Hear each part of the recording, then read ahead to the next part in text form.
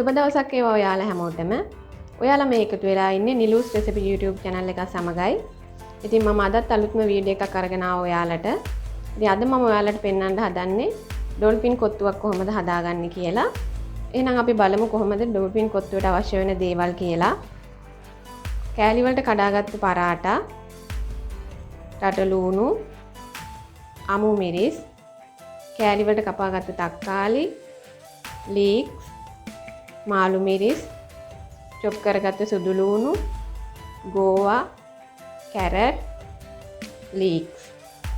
ඊට අමතරව අපිට අවශ්‍ය වෙනවා කෑලි මිරිස්, ලුණු කුඩු, සෝයා සෝස්, ඔයිස්ටර් සෝස්, බිත්තරයක්, කුකුල් මස් හොදි, උයාගත්තු කුකුල් මස් කෑලි වලට කඩාගෙන, ෆ්‍රෙෂ් මිල්ක්, ඊට අමතරව තෙල්.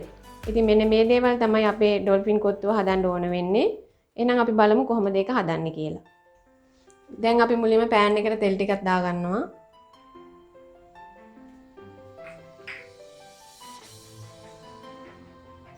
තෙල් රත් වුණාට පස්සේ අපි දාගන්නවා ඒකට මස් ටික. දැන් අපි මේ ටික හොඳට බැද ගන්න ඕන.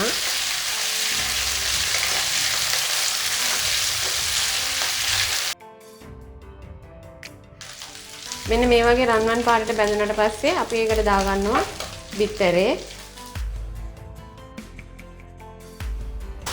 දැන් අපි ඒක හොඳට මෙහෙම කෑලි වලට කරා ගන්න ඕන බිත්තරේ.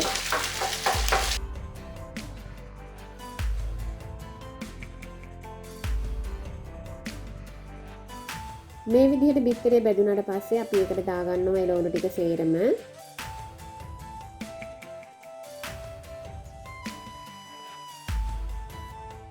දැන් මේ එළවලු ටික සේරම හොඳට ටෙම්පරාදු කරගන්න ඕනේ.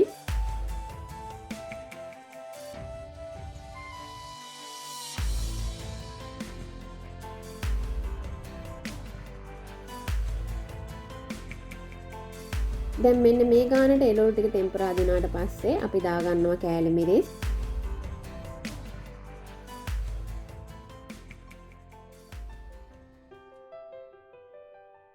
අවශ්‍ය ප්‍රමාණයට ලුණු කුඩු, ඔයිස්ටර් සෝස් සහ සෝයා සෝස් දාගෙන හොඳට කලවම් කරගන්න ඕන.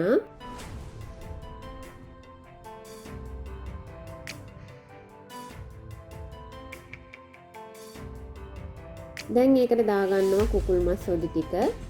හොදි ටික දාගෙන හොඳට කලවම් කරගන්න ඕන.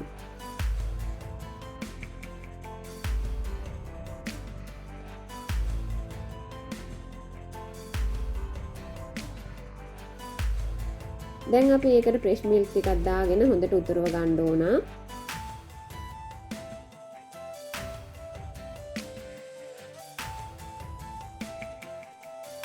කිරි ටික උතුරගෙන එද්දි දාගන්නවා පරාට කෑලි ටික. දැන් මේ පරාට කෑලි ටික කිරිත් එක්ක හොඳට උකු ගතියට එනකම් හදා ගන්න ඕන.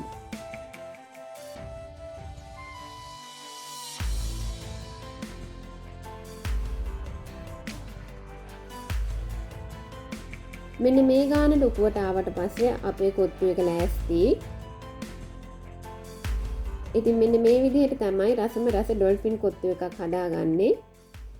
ඉතින් ඔයාලා මේ වීඩියෝ එකට කැමති නම් ලයික් කරන්න, ෂෙයා කරන්න, මගේ channel එක subscribe කරලා නැත්නම් මගේ channel එක subscribe කරන්න. ඉතින් තවත් අලුත් වීඩියෝ එකක් අරගෙන එනකම් ඔයාලා හැමෝටම සුබ දවසක්.